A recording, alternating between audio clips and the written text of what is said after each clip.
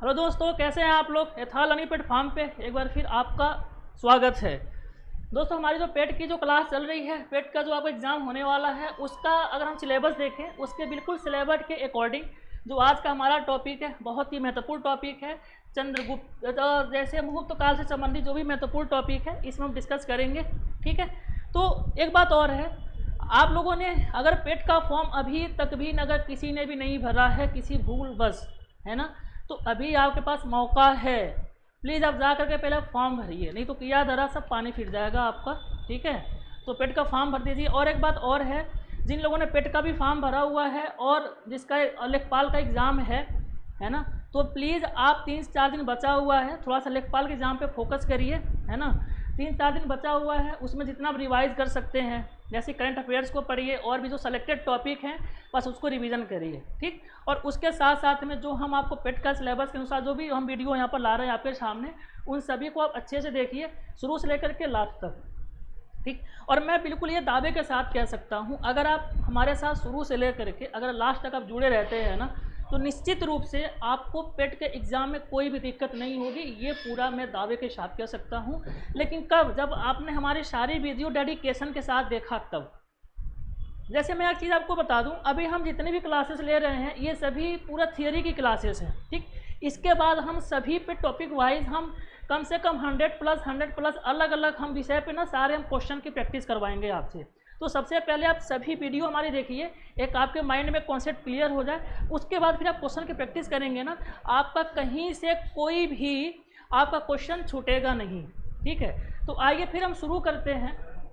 गुप्त काल जो महत्वपूर्ण टॉपिक है, इसमें कौन से महत्वपूर्ण तथ्य हैं उसको हम देखते हैं और उसके साथ साथ हम आगे बढ़ते हैं। ठीक है, अगर हम बात करें गुप्त काल का, अगर हम गुप्त काल के थोड़ा सा पहले के इसके बैकग्राउंड की अगर हम बात करेंगे, तो गुप्त काल का जो बैकग्राउंड देखेंगे, तो इसके पहले अगर आप देखेंगे तो भारत में जो हमारा भारतवर्ष था, इसमें 16 महाजनपदों का शासन था। और 16 महाजनपद में ये जो मगध था आपका, ठीक है, मगध सबसे महत्वपूर्ण था, सबसे शक्तिशाली था। ठीक है, तो अब मगध के बाद देखेंगे, जब मगध के बाद अंतिम शासक होता है नंद वंश का घनानंद, उसको हरा करके चंद्रगुप्त और जो आपका अगर देखेंगे तो चंद्रगुप्त मौर्य है, वो मौर्य वंश की स्थापना करता है। उसके बाद जब जैसे ही मौर्य वंश कोलैप्स होता है, तो इसके बाद बहुत सारे विदेशी आक्रमण होते हैं, हूण आते हैं, फिर और भी विदेशी आक्रमण आते हैं, ईरानों का आक्रमण होता है, सिकंदर का आक्रमण, सभी होता है। तो उसके बाद आप देखेंगे तो गुप्त काल का विकास होता है, गुप्त काल डेवलप होता है। अब इसके जो महत्वपूर्ण तथ्य हैं, गुप्त काल से संबंधित कितने जो शासक हुए, किस प्रकार से उनका शासन काल रहा, उनके टाइम पे कौन कौन सी महत्वपूर्ण घटनाएं हुई, उन सभी को हम फुल डिस्कस करेंगे। और हाँ, लास्ट में इसी से संबंधित कुछ क्वेश्चन हमने आपके लिए सेट किया हुआ है, ताकि आपको एक ओवरव्यू मिल जाए कि इस टॉपिक से किस प्रकार से क्वेश्चन बनने की संभावना है। ठीक है, तो आइए शुरू करते हैं। अगर हम गुप्त काल की बात करेंगे, तो गुप्त काल का देखें जो संस्थापक था, ये था कौन? श्रीगुप्त। ठीक है, श्रीगुप्त संस्थापक था। अगर आप इसका शासनकाल देखेंगे 240 से 280 ईस्वी तक इसका शासनकाल चला था। ठीक है, फिर हम देखें तो इसने महाराज की उपाधि धारण करी थी। ठीक है, इसके द्वारा महाराज की उपाधि धारण किया गया था। और इसके साथ साथ अगर आप देखेंगे तो श्रीगुप्त का जो उत्तराधिकारी हुआ, ये हुआ घटोत्कच। ठीक, जो श्रीगुप्त का उत्तराधिकारी था वो था कौन? घटोत्कच। ठीक है, इतना क्लियर हुआ। आइए आगे बढ़ते हैं। अगर हम घटोत्कच की बात करेंगे तो इसका जो टाइम पीरियड है ये 280 से 320 ईस्वी तक चलता है। कितना? 320 ईस्वी तक चलता है। उसके बाद हम चंद्रगुप्त प्रथम की बात करें तो 319 से 334 ईस्वी तक चंद्रगुप्त प्रथम आता है, घटोत्कच का उत्तराधिकारी बनता है चंद्रगुप्त प्रथम। और इसका जो टाइम पीरियड है 319 से 334 ईस्वी। कितना? 319 से 334 ईस्वी। अब देखिए इसके बारे में हम तथ्य देखें जो महत्वपूर्ण है। तो चंद्रगुप्त की राजधानी कहाँ थी? पाटलिपुत्र थी।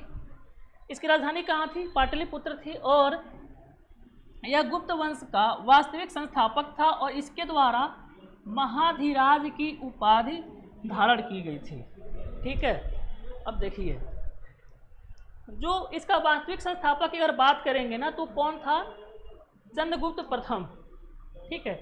अगर आपसे कहीं क्वेश्चन में ये पूछे कि गुप्त काल का या गुप्त वंश का संस्थापक कौन था, तब तो केवल आपका ये हो जाएगा कौन, श्रीगुप्त हो जाएगा, ठीक। लेकिन अगर वास्तविक संस्थापक पूछेगा तो जब वास्तविक जब संस्थापक की बात करेगा तो वो हो जाएगा आपको वास्तविक संस्थापक कौन, चंद्रगुप्त प्रथम, ठीक है।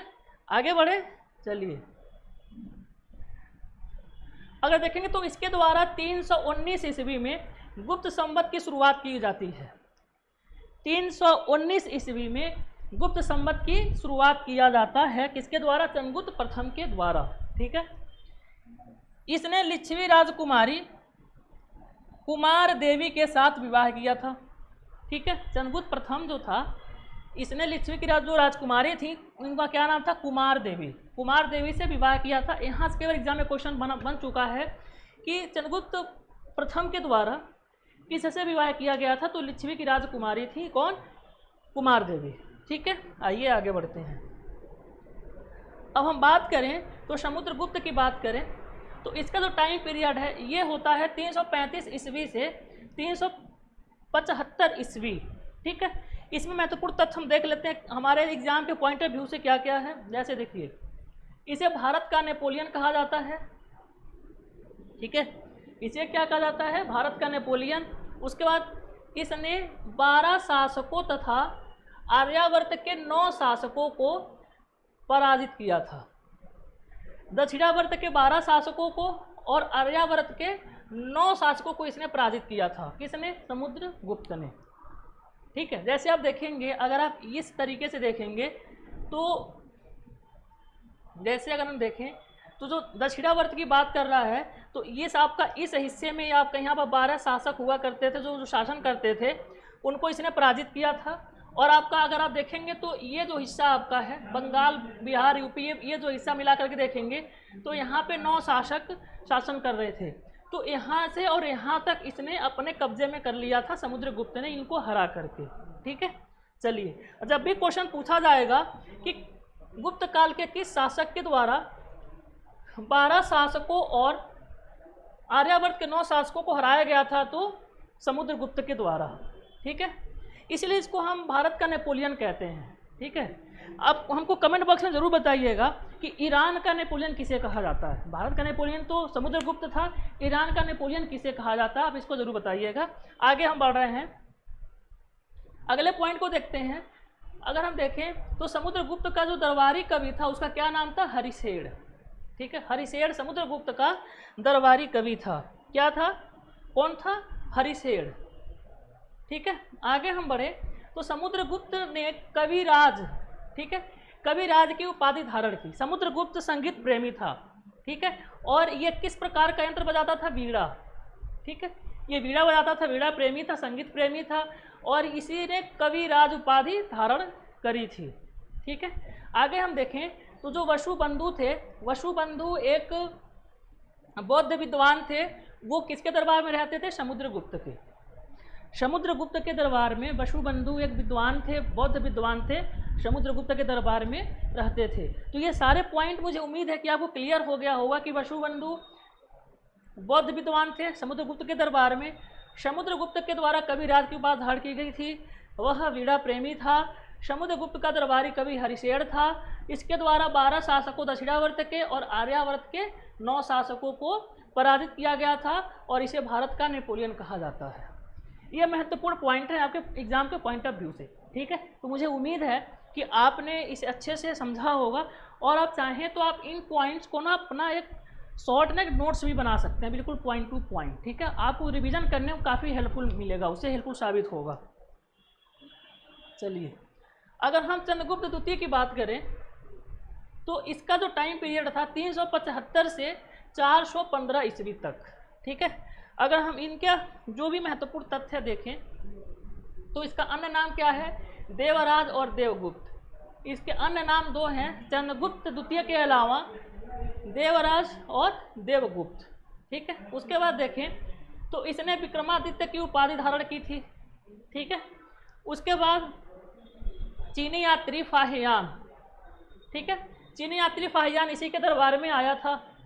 फिर अगर देखें तो शकों पर विजय के उपलक्ष्य में चंद्रगुप्त द्वितीय के द्वारा चांदी के सिक्के चलाए गए थे, आप इसको जरूर याद रखिएगा, यहाँ से क्वेश्चन कई बार पूछा गया है कि किस गुप्त शासक के द्वारा शकों को हराया गया था, या फिर शकों को हरा करके किस गुप्त शासक ने चांदी के सिक्के चलाए थे, तो चंद्रगुप्त द्वितीय ने। क्लियर, समझ में आ रहा है, वेरी गुड। गुप्त काल में चांदी के सिक्कों को रूपयक कहा जाता था, ये महत्वपूर्ण पॉइंट है।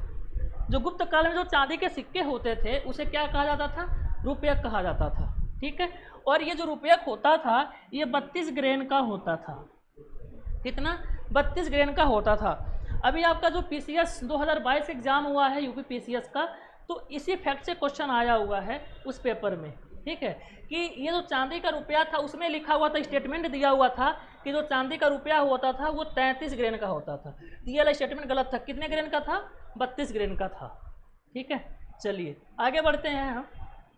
गुप्त काल में सोने के सिक्के को क्या कहा जाता था, गुप्त काल में सोने के सिक्के को दिनार कहा जाता था। क्या, दिनार कहा जाता था, ठीक है। और ये जो दिनार होता था सोने का सिक्का गुप्त काल में, ये 144 ग्रेन का होता था। आपको एग्जाम में ना क्या पता एग्जामर यहीं से क्वेश्चन बना दे, ठीक है। तो जो छोटे छोटे जो पॉइंट्स हैं ना उसको आपको बहुत गौर करना है, उस पर उसको देखना है, ठीक है। आगे बढ़िए।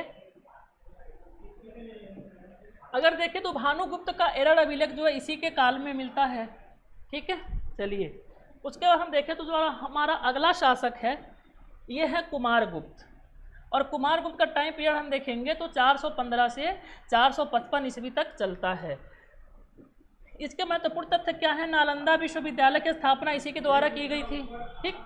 नालंदा विश्वविद्यालय की स्थापना किसके द्वारा, कुमारगुप्त के द्वारा किया गया था। उसके बाद देखें तो इसके द्वारा मयूर प्रकार की, ठीक है, मयूर प्रकार की मुद्रा चलाई गई थी। और उसी के साथ साथ एक प्रकार की अन्य मुद्रा थी, क्यों, कौन सी मुद्रा थी, अश्वमेघ प्रकार की मुद्रा थी, चलाई गई थी। मयूर प्रकार की मुद्रा और अश्वमेघ प्रकार की मुद्रा किसके द्वारा चलाई गई थी, चंद्रगुप्त, सॉरी जो आपका अगला जो शासक है कुमारगुप्त के द्वारा, ठीक है। चलिए आगे बढ़ते हैं।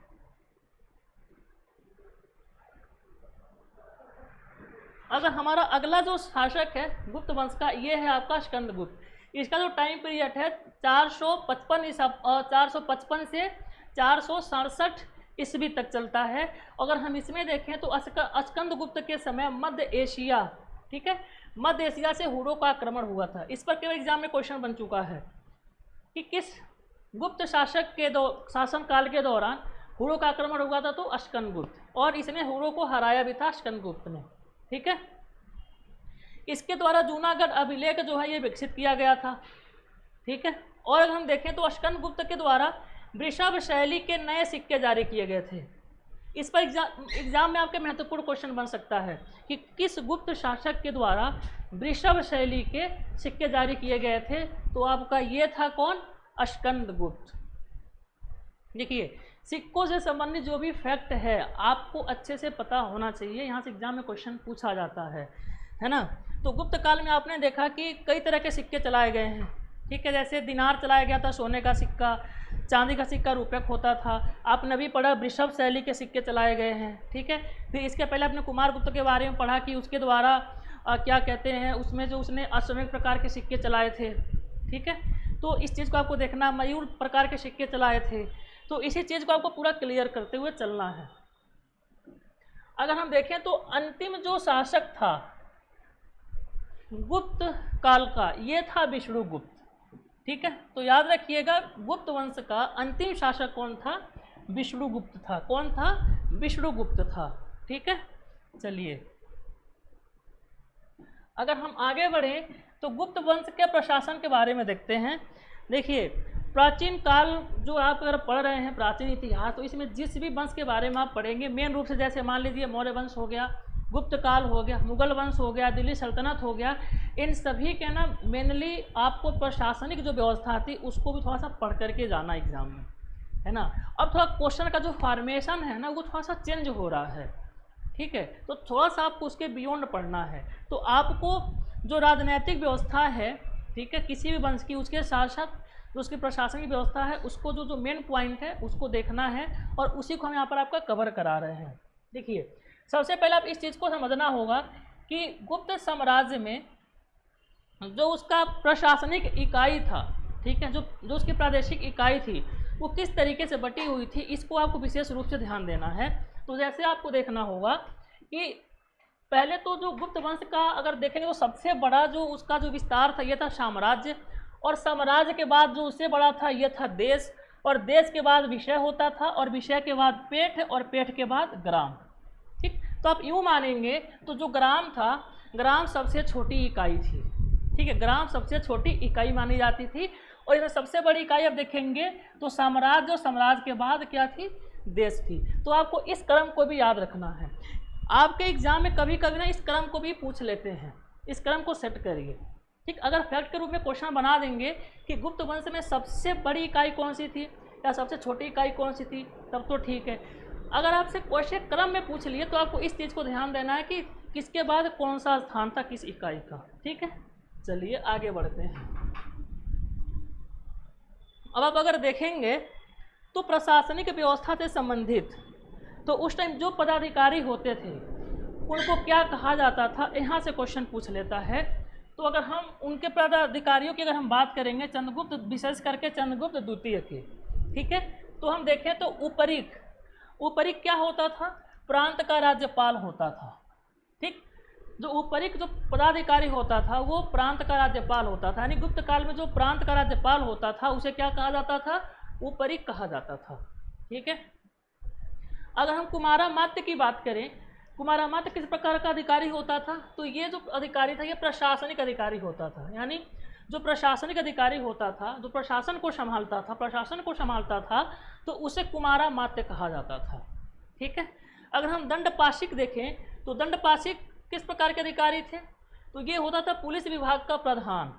ठीक है, पुलिस विभाग का प्रधान होता था, तो उसी प्रकार से उसको हम क्या कहते थे, दंडपाशिक। ठीक है, दंडपाशिक पुलिस विभाग का क्या होता था, प्रधान होता था। ठीक है, महादंड नायक, जो महादंड नायक होता था ये होता था मुख्य न्यायाधीश। और ये बहुत महत्वपूर्ण फैक्ट है, ये क्वेश्चन पूछ लेगा कि गुप्त काल में मुख्य न्यायाधीश को क्या कहा जाता था, तो महादंड नायक कहा जाता था। ठीक, बलाधिकृत की अगर हम बात करें तो सैन्य कोष का अधिकारी होता था बलाधिकृत। ठीक है, अगर हम महाप्रतिहार की बात करेंगे तो जो महाप्रतिहार होता था ये क्या होता था, मुख्य द्वारिक होता था, महाप्रतिहार मुख्य द्वारिक होता था। ठीक है, तो मुझे उम्मीद है आपको ये चीज़ें समझ में आ रही होंगी।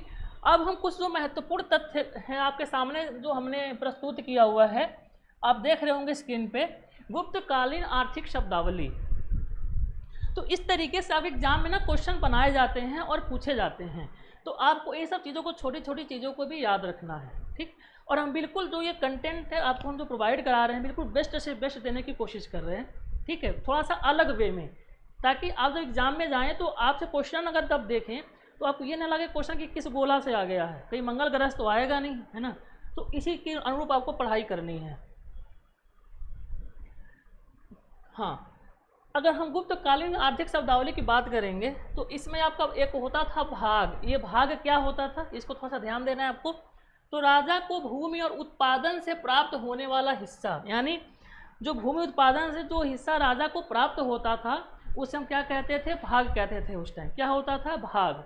भाग मतलब गुप्त काल में राजा को जो उत्पादन होता था भूमि से, वो जो हिस्सा प्राप्त होता था वो होता था भाग। अब देखिए भोग क्या होता है, भोग मतलब राजा को उपहार स्वरूप मिलने वाला कर।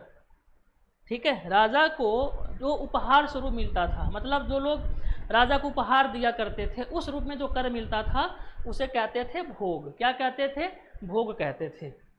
ठीक है, उसके बाद देखें तो उर्दंग। उर्दंग क्या होता था, अस्थायी काश्तकारों के लिए जो कर दिया जाता था उसे उर्दंग कहते थे। उसके बाद ऊपरी कर दिया हुआ है, तो ऊपरी कर क्या होता था, अस्थायी। ठीक है, अस्थायी कृषकों के लिए कर जो होता था इसे ऊपरी कर कहा जाता था, है ना। अगर हम हिरण्य की बात करेंगे, हिरण्य, तो जो हिरण्य जो होता था ये नकद रूप में किया जाने वाला कर होता था। और ये आपका जो ये कर है ना, मोस्ट इम्पॉर्टेंट है, आप इसको 3 स्टार बना लीजिएगा। हिरण्य कई बार एग्जाम में पूछा गया है। हिरण्य किस प्रकार का कर होता था, जो नकद रूप में दिया जाता था। ठीक है, उसके बाद विष्टि, ये विष्टि जो है आपका यूपीपीसीएस 2021 में पूछ चुका है, ठीक है। विष्टि, तो विष्टि अगर आप देखेंगे तो ये निःशुल्क कर होता था। जो मान लीजिए राजा को जो टैक्स देते थे उस पर किसी प्रकार का कुछ भी करने लगाता था, है ना, तो इसे हम कहते थे विष्टि, जो बिल्कुल निःशुल्क होता था। उसके बाद दिनार, दिनार ये स्वर्ण मुद्राएं होती थी, आपने ऊपर पढ़ लिया है। जो स्वर्ण मुद्राएं गुप्त काल में प्रचलित हुई थी, है ना, तो उसे कहते थे दिनार। और जो सबसे लास्ट है अग्रहार, अग्रहार किस प्रकार का आर्थिक शब्दावली था, तो अग्रहार को मंदिरों और ब्राह्मणों को दान दी जाने वाली भूमि होती थी। यानी जो भूमि ब्राह्मणों को और मंदिरों को जो दान में दी जाती थी उस भूमि को क्या कहते थे, अग्रहार कहते थे। क्या कहते थे, अग्रहार कहते थे, ठीक है। अब आइए जो इससे संबंधित और भी कुछ अन्य तथ्य हैं। आपने अभी तक जितने भी गुप्त काल के शासक थे सभी शासकों के बारे में जो महत्वपूर्ण तथ्य थे उसको देखा, है ना। उसके बाद जो प्रशासनिक शब्दावली थी उसको देखा, फिर जो प्रशासनिक जो अधिकारी होते थे उनके बारे में देखा, प्रशासनिक इकाइयों को देखा। अब उनके अलावा कुछ और कौन से महत्वपूर्ण तथ्य हैं उस पर चर्चा कर लेते हैं हम। तो इसमें अगर हम देखें अन्य तथ्यों की अगर बात करें तो गुप्त राजाओं की भाषा किस प्रकार की थी, संस्कृत थी, ठीक है। जो भाषा थी गुप्त काल की उनकी भाषा क्या थी, संस्कृत थी, ठीक। उसके बाद जो दूसरा तथ्य है महत्वपूर्ण, मंदिर जो बनाने की जो कला है ना वो गुप्त काल में विकसित हुई। याद रखिएगा, अगर हम हड़प्पा सभ्यता से शुरुआत करें तो हड़प्पा सभ्यता से और गुप्त काल के बीच में अगर हम देखें तो हड़प्पा सभ्यता से लेकर के और गुप्त काल के पहले तक कहीं अभी मंदिर बनाने का कोई भी जिक्र नहीं है। जो मंदिर बनाने की जो कला है वो गुप्त काल से शुरू होती है। मूर्ति तो बनाई जाने लगी थी। आप देखेंगे जो 600 ईसा पूर्व की अगर आप बात करेंगे, ठीक है, 600 अगर ईसा पूर्व की बात करेंगे तो 600 ईसा पूर्व से ना जब कुषाणों का आगमन होता है, जब कुषाण अपने आप को डेवलप करते हैं तो कुषाण के टाइम पे मथुरा शैली विकसित हुई। और उसके बाद जो गंधार था, ठीक, गंधार में जो गंधार शैली विकसित हुई तो मथुरा शैली और गंधार शैली जब विकसित हुई तो इन शैलियों के दौरान गौतम बुद्ध यानी महात्मा बुद्ध की पहली मूर्ति बनाई गई, ठीक। और तब से मूर्ति का जो बनना है वो शुरू हुआ, लेकिन मंदिर का भी कहीं निर्माण नहीं होता था। तो जैसे जब हम गुप्त काल में एंटर करेंगे तो गुप्त काल से मंदिर का निर्माण होना शुरू हो जाता है, ठीक। तो आप इस चीज़ को कंफ्यूज नहीं होइएगा लेकर के, एग्जाम में कहीं अगर क्वेश्चन पूछ दिया तो पूरा क्लियर फैक्ट जानिए आप, क्लियर। चलो आगे बढ़ते हैं। उसके बाद देखें हम तो अजंता की जो गुफा है ना ये गुप्त काल की देन है। यानी जो अजंता की गुफा है ये गुप्त काल में बनाई गई थी, ठीक है। और कालिदास चंद्रगुप्त द्वितीय के दरबार में रहते थे, ठीक है। जो कालिदास थे ये चंद्रगुप्त द्वितीय के दरबार में रहते थे, ठीक। तो मुझे उम्मीद है कि इतना तक जितना हमने डिस्कस किया सभी तथ्य आपको समझ में आया होगा, है ना। और आगे बढ़ते हैं। आप इन तथ्यों से संबंधित आपके सामने कुछ क्वेश्चन हैं उसको हम देखते हैं, ठीक है, उस पर चर्चा कर लेते हैं। जैसे प्रश्न पहला पहले है कि भारत का नेपोलियन किसे कहा जाता है, ठीक है। भारत का नेपोलियन किसे कहा जाता है तो आपने अभी पढ़ा जो भारत का नेपोलियन है वो समुद्रगुप्त को कहा जाता है, ठीक। तो इस तरीके से आप एग्जाम में क्वेश्चन बनते हैं, इस तरीके से पूछे जाते हैं। ये क्वेश्चन देने का हमारा पर्पज़ ये था कि आपको थोड़ा सा ये आइडिया लग जाए, ये थोड़ा सा पॉइंट ऑफ व्यू मिल जाए कि इस टॉपिक से संबंधित किस तरीके के क्वेश्चन पूछे जाएंगे ताकि आप उस तरीके से उसको स्टडी कर सकें, ठीक है। उसके बाद देखें तो गुप्त काल में देखेंगे तो ये पूछ रहा है कि गुप्त स्वर्ण मुद्राओं को किस नाम से जाना जाता था, ठीक। अभी आपने पढ़ा है जो गुप्त काल की जो स्वर्ण मुद्राएं होती थी उसे किस नाम से जाना जाता था।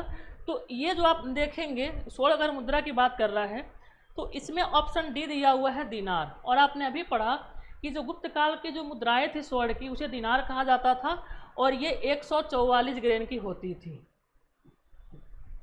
ठीक है। 144 ग्रेन की होती थी स्वर्ण मुद्राएं, ठीक है। चलिए आगे बढ़ते हैं।